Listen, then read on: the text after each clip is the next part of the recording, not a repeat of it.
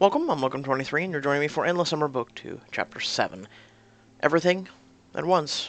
We're currently in Elisteel. It's on a swaying bridge high above the Vonti village, and Quinn has just collapsed in your arms. Quinn, you gotta wake up. Quinn's slight frame is suddenly heavy in your arms. Quinn. Quinn! No! Crowds begin to pour out of the audience hall following Varen's coronation. Your friends cross the rope bridge to meet you. You okay, Boy Scout? Oh no, it's Quinn! She just collapsed. I don't know. Michelle runs forward. Easy, John. Lie down. The two of you gently place Quinn on a wooden platform. Michelle takes a moment to check on her. She freezes. You notice her tearing up. It's a Rotterdam's. The final stage is a coma. Sajida nudges Quinn with his nose, trying to wake her. I don't understand. She said she had months to live. We went through the portal, remember? We lost 6 months. If it sped things up, then she's probably only gotten a few hours left. No. The vine that is intertwined with the branches has woefully pulled her down. I grieve for your loss, Catalyst. I do not know of her illness. I am sorry. We can't just give up. What about the plants on the roof of the Celestial? The ones that healed Alistair's cut? Those healed wounds. This one isn't an injury. The syndrome's part of a genetic physiology. Varen, please, you have to help us. Varen looks to Uxqual. There must be something we can do. Uxqual bows his head solemnly. There is one possibility, but all of our Elishars, including your mother, have forbidden seeking it.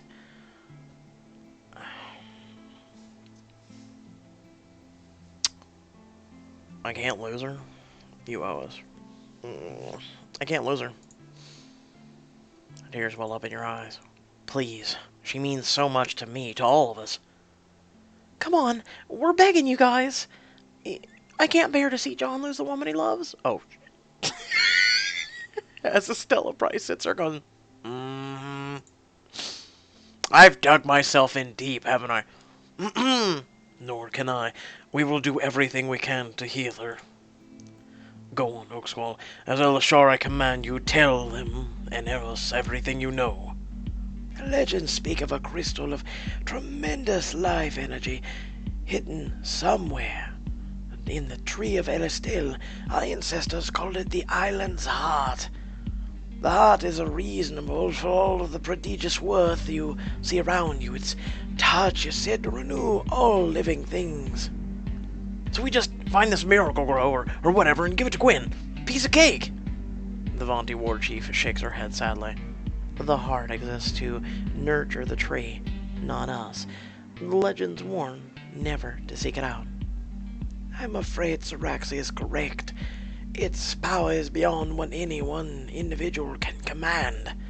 Besides, the heart is not of this reality. It can only be found by those who walk between dimensions. You gotta be kidding me. As Catalyst, it is possible for you to enter that realm, but the journey is a perilous one. We're not afraid of danger. Speak for yourself? It is not mortal peril I speak of, but you may become lost, wandering the veil for eternity.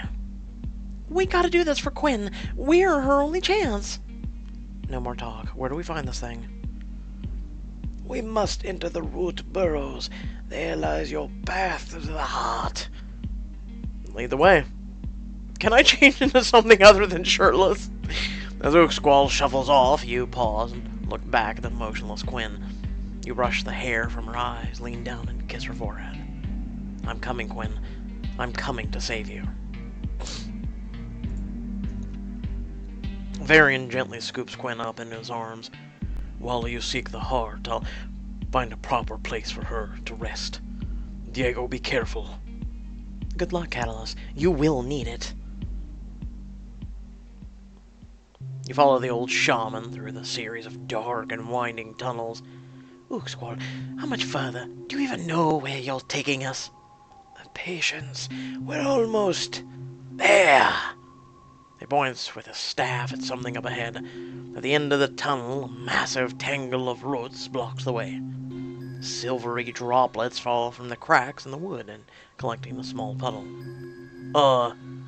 That's not looking so good. You might as well want to get your tree checked out.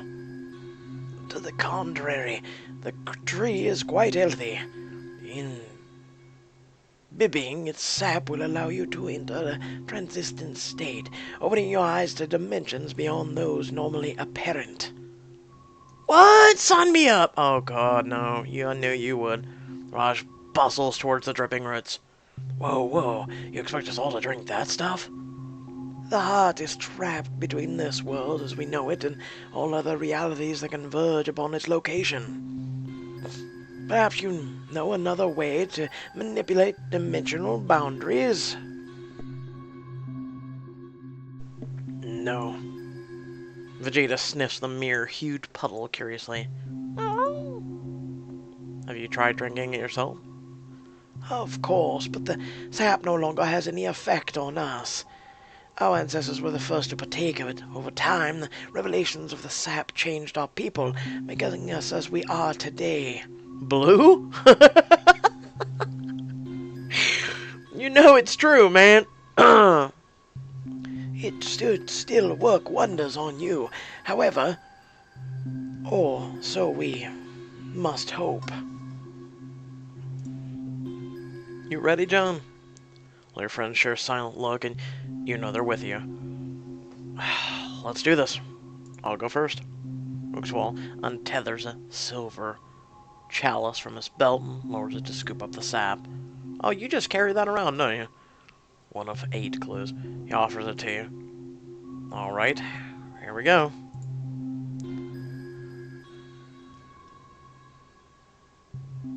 I'm gonna take a small sip. Dude, really? It won't even feel like that little dose? Better safe than sorry. The sap tastes unlike anything you've known, simultaneously bitter and sweet and burning and soothing. Is it gross? It's actually not bad, just weird. It's almost like it's everything at once. One by one, you drink from the cup. When everyone's finished, you stand there in the dark, looking at each other in anticipation. Ookswall, should we be, feeling something? Perhaps it may take a moment. The legends were rather vague, to be honest. Wonderful. We don't even know what poison we just drank. Let us return to the surface to consult the ancient texts. Your friends head up to the winding roots of Elsteel and out through the base of the tree trunk. Let's grab better kick into gear. Quinn needs us to... Suddenly your vision shatters into a million facets filled with impossible colors, as if you're looking through some sort of kaleidoscope prism. Ding! Oh my god, not this again. Oh. Everything's, yeah, it's all fractured, it's all... Okay, here we go. Anyone else seeing this? It's hitting, dude! It's hitting! You look around as you turn. The shapes around you spin. The world around you seems to be refracting in an infinite recursion. Ookswall, what are we looking at? Remember, he didn't drink any, so... You turn around and realize the shaman is gone.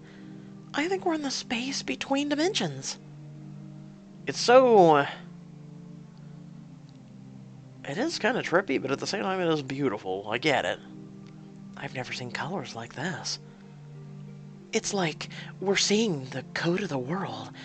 How it all really is under the hood. I'm sorry, no. I did not sign up for the wrinkle in time insanity. I just wanted to spend a few days on the beach, but no. That was just too much to ask. You didn't have to come, you whiny little... So, what the hell do we do now? Part of the movie where the good guy starts hallucinating usually doesn't end well. Agreed. Tread carefully, and Grace, please stay next to me. Okay, Alistair. I'll keep you safe. I mean, I'd keep you Never mind. I don't know what y'all are freaking out over. This is dope. Preach. Aww. Craig and Zora high-five, but their hands pass straight through each other. What the hell did I just see? Dude! Are we ghosts? Oh my god. Raj, now's not the time. Oh. I'm totally haunting you, Craig. Nuh-uh, I'm haunting you. Your friends try to touch each other, the fingers phasing through each other like liquid. Run through Diego, hug Michelle, prank Raj.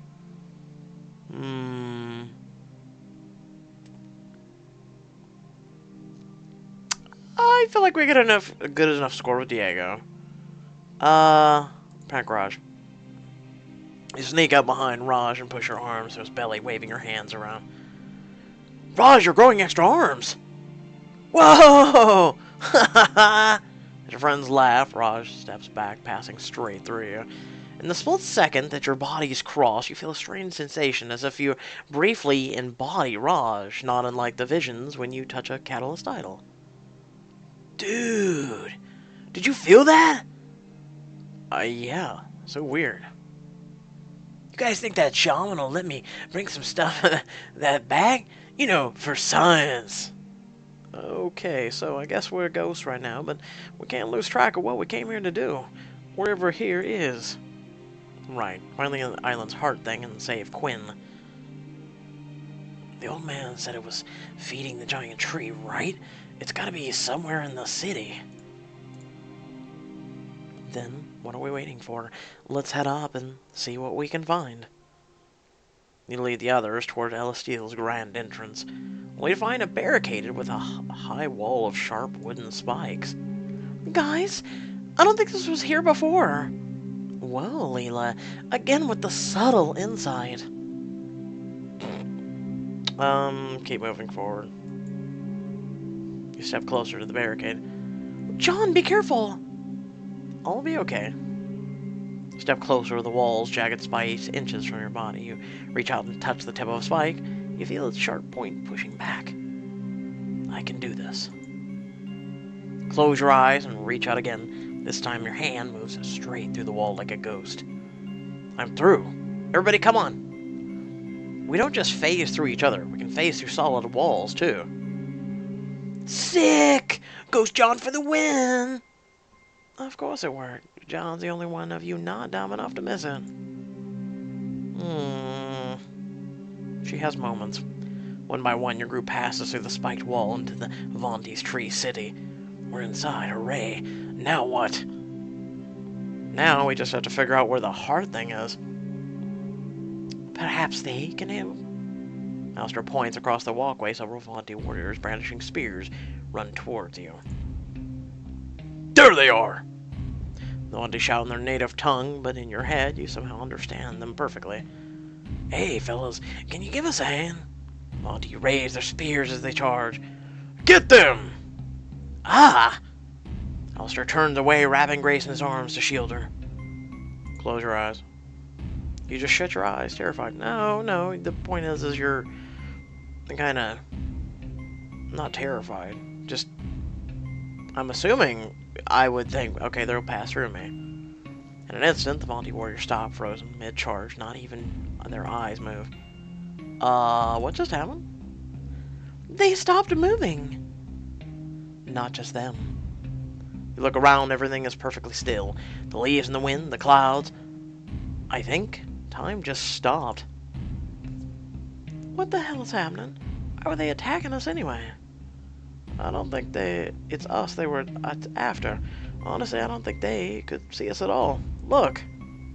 Turn around and see another group of warriors behind you, frozen in time. Their eyes burn with hate. They're attacking each other. The hell? Why? It was all peace and love 10 minutes ago. The three tribes war. The Vonti talk about it sometimes. Like, 100 years ago, they had a big civil war over their faith. And the faith of the Endless? Yeah, worshiping the spirit of the island, listening to the Endless, like, every prophecy, and freaking out about Renaloste.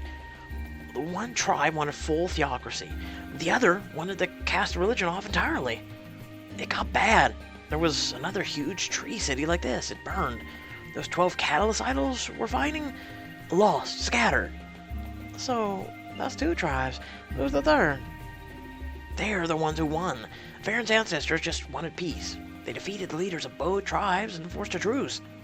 Everything sort of just went back to normal.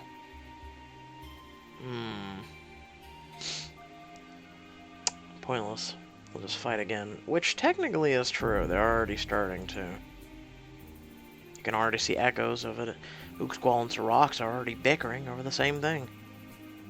Yeah, it's dumb. And you don't go for the tie, and you played it for the win the game. Agreed. You can't let your opponents have a second chance. Finish what you start. I don't know. I think it's better that they found a way to live in peace together, despite being so different, despite having hurt each other so badly. So we're then what? We're in the past? It sure looks like it. It's not just space that's refracting, it's time too. And somehow, it seems we can control its flow. You focus your mind, and in slow motion, the first Vonti group sprints through your ghost forms and collides with the other. Second group, locked in a heated battle. Are you controlling the slow-mo fight sequence, John? Zack Snyder would be proud. Exandra!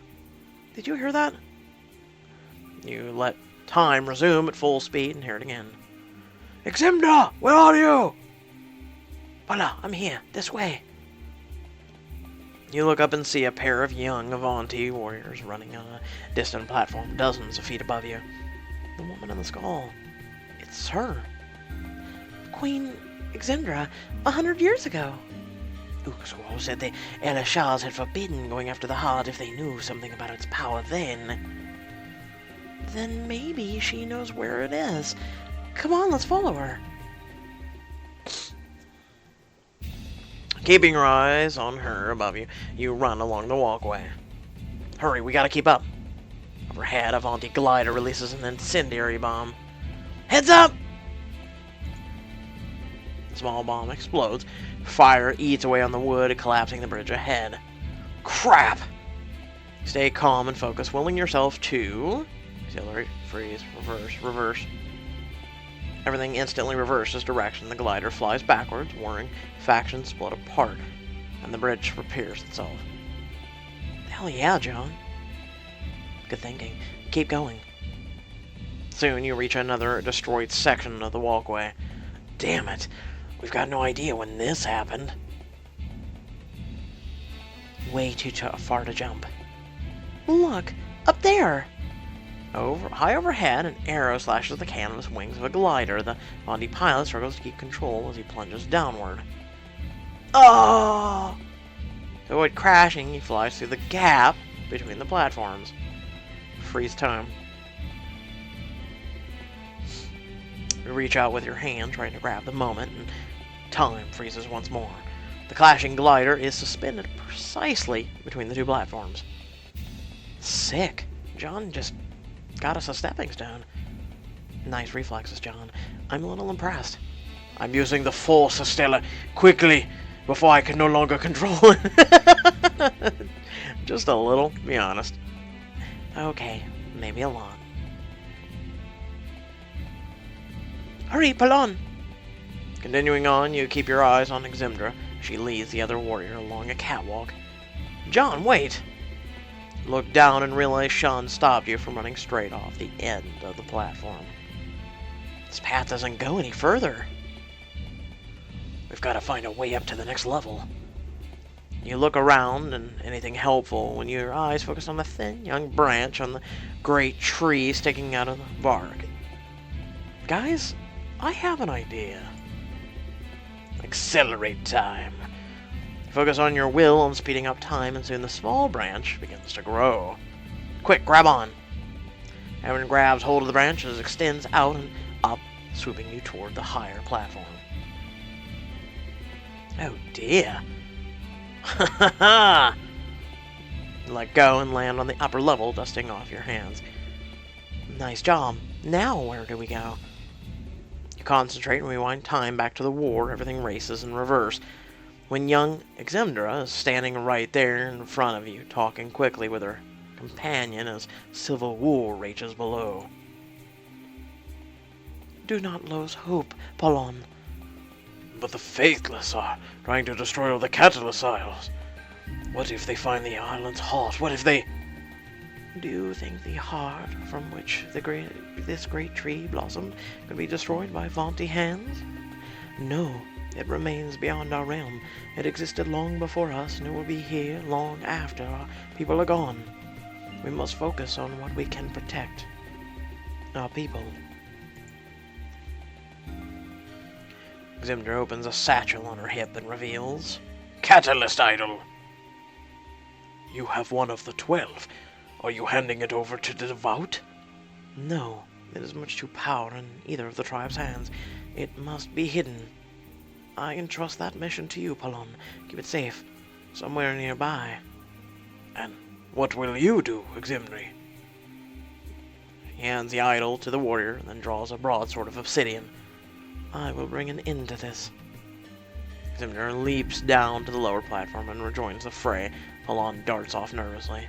He's taking off with the idol! Quickly! Freeze time! Let's see what it... Go after the idol. So does that mean that we freeze time? Or does that mean that someone's going to chase after it? I guess we'll find out. You and your friends jog after the vaunty warrior until you see him stop. He looks around for anyone watching, unable to see that you're right beside him, though, through the interdimensional veil. No one else knows about this alcove. It will have to do. He brushes a layer of moss and vines to open a small hole in the tree's bark and stashes the idol inside before running off. Grace reaches for the idol. As her hand approaches, time warps around her and reveals a solid sheet of bark. What? In the present, the opening must have grown over. The idol's trapped. Grace, we were just walking through walls. You can still reach inside. Tentatively, Grace reaches forward. Her hand disappears into the tree and emerges holding the idol. That's not how this works. That's not how any of this works. The stuff we took causes us to be ethereal when we choose. But you're taking an object that's not at all contained in this tonic that we took. And you're expecting it to pass through another solid object. Okay. Physics would like a moment of your time. Look, I got it. I mean, I get it. It's a sci-fi book or fiction. But, you know, come on now. She hands you the idol in the moment it's touching you both. In a flash, you find yourself in the classroom back at Hartfeld. Professor Diaz adjourns the biology class, and Grace hurriedly packs her things. I've got 3 minutes to get to Econ 203. The TA office hours for quantum mechanics before I have to meet up with a group for our engineering projects. Oh, and I hope I make it. She gets up and rushes for the end of the row when... Oof! And she runs straight into Alistair. Oh, I'm sorry. It's, all is forgiven. I just wanted to, Here, you, drop this. He hands her a pin engraved with the name Grace Tamara Hall. My pin, you found it. I lost this weeks ago. Yes, right.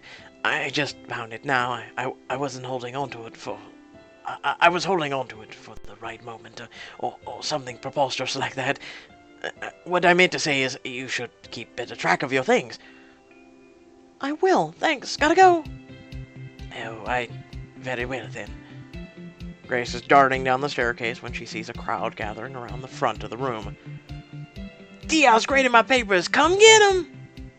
Grace wriggles through the crowd and takes hers. She looks at the red marking circled on the front page. B+. I know you can do better than this.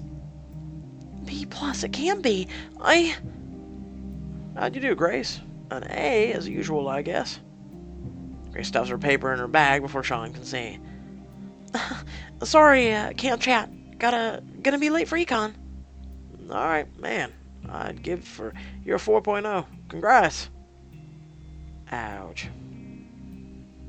Grace hurries out of the classroom and rushes across the empty quad. Her professor's words echo in her head. I know you can do better than this. What am I going to tell my mom? I should just be honest, right? She has to accept that I'm not perfect and that I'm never going to be her.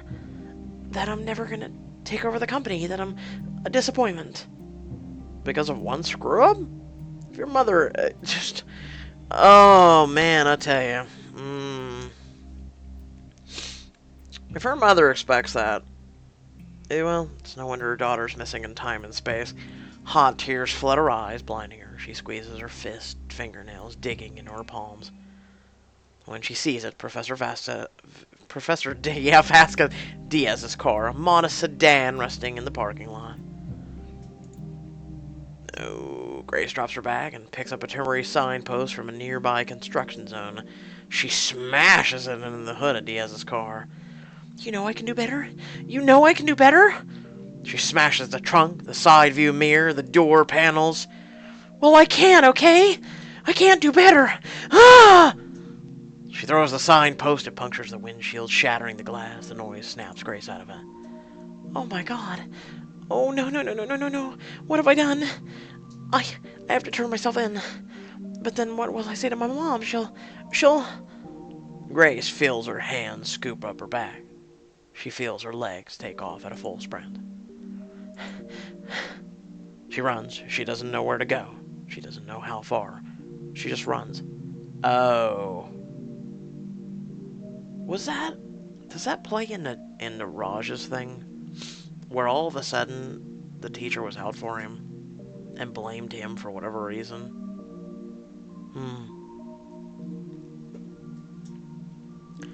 The next day, Grace is sitting in the library studying, but all she can think about is what she did yesterday. She can hear whispers nearby. Yo, Zara, did you hear someone totally wail on Professor D's ride? Was it you? I wish. They don't know who it was yet. Someone taps Grace's shoulders. Hey, Grace, there are a couple cops here. They want to talk to you. Huh? Yeah. What did they want? Did you see who banged up Professor Diaz's car? Yeah, I guess I did. Grace walks towards the pair of police officers. One of them holds something small and silver, an engraved pin. Written on the side, Grace Tamara Hall. And yet again, you're hurled through time and space. Okay, so she was caught. Ooh. Ouch. Yeah, I don't know what to say to that. I didn't think little Grace had it in her. Yet again, you're hurled through space and time. Suddenly, you're on the ledge overlooking the magma chamber of Mount Atropo. Grace, hurry! Come on, what are you waiting for? You said you could do that. I can, at least I think I can. Grace delicately explores the wiring on a small electric box. On a side, a red LCD timer counts 58, 57. If you don't hurry, Rourke's bomb is going to kill us all. Heavens, will you all shut up? Grace can do anything. She'll get us out of this. You can do this, Grace. I know you can do this. I can't, okay? I can't do it. I can't be what you want me to be. Grace, we did not mean to... I can't do better! Grace picks up a rock and smashes the bomb over and over. Grace, stop! Can't do better! She bashes the device one more time and the bomb clicks. The display skips to 00. Oops. What do you mean, oops? What the do you mean, oops? You just blew us all to Kingdom Come! Holy she just killed us all! What the hell do you mean, oops? Oh my god. I was just killed by Grace. Wow. Okay, alright. Alright, you know what? I'm done, guys. I'm done for the day, dog. The world whites out, and when the blinding light fades, you find yourself looking into Grace's eyes. We found another one, John. Isn't that wonderful? No, you're a psychopath. No! You are nuts! This is all well and good, etc., but we still have no closer to knowing where the heart is. No, but we know when it is. Exemptra said that the tree grew from the heart, right? We just have to rewind time to when it all first started. A tree that big? We're talking thousands of years. At least. Damn right we are. Everybody, hold on. I'm taking us back. No, don't do it, John. Time begins to reverse. The sun moving backwards across the sky. War reverts to peace. Keep rewinding. By the way, we are going all the way back because there is a clue that most people didn't get. The building around you are deconstructed. The city of Ellisdale slowly retreats down the great tree's flank. Keep rewinding. Time races faster. You catch a glimpse of disabled people in tuxedos and gowns roaming the rainforest. Whoa, check it out, humans. Keep rewinding. On the horizon, enormous container ships sail towards you, their hulls emblazoned with the swirling logo. Rock International. Those are my father's shipping vessels. Keep rewinding. Soon, the sea is on fire at the horizon. A Venezuelan oil tanker is cracked in two, its black blood spilling forth. Nearby, an American destroyer exchanges torpedoes with a trio of German U-boats, and fighter propeller planes dogfight overhead. World War II. This has got to be the Battle of the Caribbean. Keep rewinding. The world moves even faster now. The epileptic flashing between day and night become a steady dim light too fast for your eyes to catch. The sun and moon side by side in the sky. Pirate ships swarm the bay before you. The manor on Sharktooth Isle rebuilds itself. Or unbuilds itself, excuse me. Those must be Yvonne's peeps. Keep rewinding. Large galleons give way to narrow-oared canoes covered in palm trees, beaching themselves on the sands. This must be the Mayan explorers. We gotta be around 1000 AD now. Let's go, John, faster. Nah, you know what? Just because you spoke and told me to go faster. You focus! Everything blurs. The island's very coastline fluctuates, warping into tidal erosion. And finally, the colossal tree of Ellisdale begins to shrink. Nope, keep rewinding. Ellisdale continues to shrink away. Now it's normal-sized tree. Keep rewinding. At last, the mighty tree is a sapling, shorter than you. Now! Okay. So, if we stop now, we'll get points with Grace or Michelle. Or, keep going. We're going for that clue. Keep rewinding. But you keep going, the tree slips entirely into the ground. What in the heavens are you doing? There's something I want to see. You watch as the sea to your north grows darker and colder, glaciers encroach, snow piles around your legs as the ice age claims LaHardia. You catch a flash of a saber-toothed tiger prowling the dead land. There's our friend, Gabe rewinding. Still, you keep going, diving deeper into history. Where are you taking us? The beginning. Alan shrinks away beneath your feet. Lava pours on the slopes of Mount Atropo, back into the withering volcanic cone. A pterodactyl flies overhead. The island is now just a small smoking tip of the volcano peeking out of the waves. You float in warm, prehistoric water. Cetus swims nearby. So he's from prehistoric time. And at last, the volcano is entirely gone, and you stop the rewind. All of you are underwater, feeling the currents dance around you, yet somehow able to talk and breathe. How far do we go back? My guess is based on the life forms we saw, 200 million years? You let time drift forward. Everything is peaceful, quiet, and then... Far below you, an enormous fissure instantly opens in the ocean floor. Ah! What is that? Blinding red light from the Earth's mantle shines out, rippling into the depths. This has got to be it, the beginning of the island. But how? What? How did that happen? There was no quake, no plate movement. Grace is right. This doesn't seem natural. What the hell? Come on. Let's get back to the birth of the tree. That's when we'll be able to see the heart. I'll get us there. Oh, now she's gonna do it. Okay, alright. Go, girl. Stella concentrates and blurs around you again until... Now! Stella stops time and everyone falls silent. That's gotta be it, right? Cap, for once, I think you're on to something. Before you, a small nest of bone-white roots. Encased inside it is a brilliant light, brighter than any you've ever seen. Even in daylight, you have to shield your eyes. It's so beautiful. You found it. Estella, now we have to save Quinn. She found it. You know what? You can kiss my lily white... I went back to discover a clue. Yeah, but how are we supposed to get to it? We know where it is now, but what about in the present? But Raj, we do know where it is in our time. Oh, good. Wait, we do? Did you see those bone white roots the heart was surrounded by?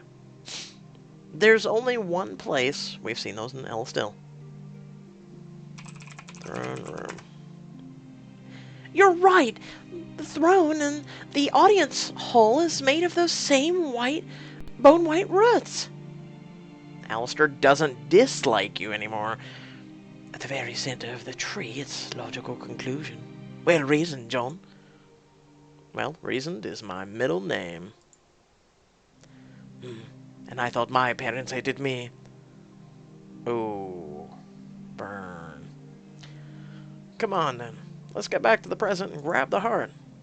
You set time fast forwarding. A sapling grows out of the nest of the white roots and then into a small adult tree. Grab on just like before. Everyone crowds around the young tree, climbing up to its branches as it streaks up skyward. Whoa! Hang on! Everything you've seen plays back at super speed. Soon the tree reaches full height, and you watch as the city is constructed below you. We're back. Let's go. Run over to the throne room, phasing through its heavy wooden doors. Inside, the prism effect is stronger than ever, the room seemingly to repeat infinitely. This is kind of making my head hurt. Hang on, we're almost there. The throne sits in the center of the room. An extra-dimensional light beams forth, shining through the roots. Oh, my neck is hurting all of a sudden. Ooh. There it is. You ever get a pain in the left side of your neck? Like right in the back left? No, right now I'm having one of those. You kneel before the throne and reach forward. Your hand passes through the roots and you feel your fingers close around something. I feel it. When you're touching, whatever you're touching, it feels like everything at once. Rough and smooth, burning hot and freezing cold, round and sharp. You pull your hand back and it emerges, holding a ball of pure white light. I've got it. What's it doing? Probably returning you to the present. Its light intensified, engulfing everything. Whoa! In the blinding light, Estella takes your hand. Don't let go. Grit your teeth, wincing against the light. It bathes you completely. And finally, it fades away. The audience hall is now back to normal. Everyone stares at the heart in your hands, a pulsing ball of pure light. Astonishing! I didn't think you had a chance of... well done! Stick around, Jumanji. Nothing's impossible, and John's on the job. Why, thank you! You know, Sirax is standing watch over Quinn in a secluded corner of the hall. We recover the heart. What now? Oaksquall delicately takes the heart from you and walks over to Quinn. Its pulses grow stronger as the shaman places it beside her head. Now, We wait and hope. Shouldn't it be, like, held on her? Because I thought whatever it touches, not what it lays beside. Oswald lowers his head in prayer. Saraxa hesitates for a moment, then follows his example. Dudes, I think I'm gonna need some fresh air after those shenanigans. Pair that with a drink or three. You got yourself a partner. The group begins to file out of the room. Zara remains in place, staring at Quinn. Yo, 404. Servers go down to something? Come on. You haven't made fun of me in like 5 minutes. Or maybe you're just too lame to think of a good burn. Ha! What? No comeback? You're an idiot. Zara turns around and you see an incredibly pained expression on her face. She marches out of the room. Huh? We should check on her. Zara is at the opposite end of the adjoining catwalk by the time you emerge from the hall. She leans against the railing and her gaze falling to the sandy beach below. What did I do? She's never like this. You're still an idiot. You should go talk to her. Like, actually talk about what's on her mind. But, I don't know. I don't know if she wants things to get real like that. At least not with me. You, sir, are an idiot. Greg, she needs you right now. You're right, bro. I'm being a wimp. Greg wanders over awkwardly and sits beside Zara. It's pretty wild back there, huh? Go away. Yeah, that's what I thought you'd say. Thing is, it's not fair. Huh? What's not fair? All of this. Gwen's only ever been kind, generous, and giving, and she's so freaking perfect and pure, it's annoying. And look what happened to her. Look at her luck. And then there's me. Why am I the one who's alive? Come on, you're not all bad. I mean, I saw you pet a puppy once. I'm a jerk to everyone, and you know it, Craig. Oh, yeah. That was after you fed it a snail. People like her shouldn't be struck down by life while people like me coast by. When the roles are rigged, you walk away. That's how I've always played. Greg and Zara fall silent. You notice Tari leaning out of a window nearby. He spots the two of them and comes running up, giggling. He wraps his arms around Zara. Zara! What the? Little brat. I missed you. Zara frowns but ruffles the Vonti's child's hair, and she sticks her tongue out at him. Blah, go play, Squirt. Bye-bye. Tari scampers off. At least there's one person whose life I bring joy to. More than one. What? Yep. I think that shaman dude has the hots for you. Playfully shouts Craig. Careful, you don't want to go 1v1 with me, noob. But seriously, look, life isn't fair, but that doesn't mean it's rigged. It's like an RPG. You can level yourself up as much as you want, but in the end, some things come down to a roll of the dice. In football, you can train hard, come in rock solid game plan, and then the ball bounces the wrong way and it's all over. But is that going to stop you from playing the game? Hell no. And if your luck goes south in Gods and Warlords, what do? You prep for the worst and make most of your chances, and work your ass off to keep your friends together. That's what I'm talking about! Greg and Zara do a complicated multi-step fist bump handshake combo. Haven't done that in a while. You still remember it? Come on, Z, of course I remember it. They quietly stare at the moon together side by side until Zara rests her head on his shoulder. Mission accomplished. What made you come over here anyway? John convinced me. I thought you were going to punch me. Zara looks over her shoulder and sees you watching. You quickly avert your eyes and pretend to be looking at the stars. Well, there's no time for that yet. You leave them there on the bridge and head back inside the grand hall. You return to find an empty room. Hello? Quinn is nowhere in sight. Huh. Where'd they go? Oakswall peeks out from behind the throne. Catullus, run! Save yourself! The hovering figure descends from the darkness above. Where is it? Each word sends a shockwave through your body, causing you to fall to your knees. Oh God, Quinn? Where's what?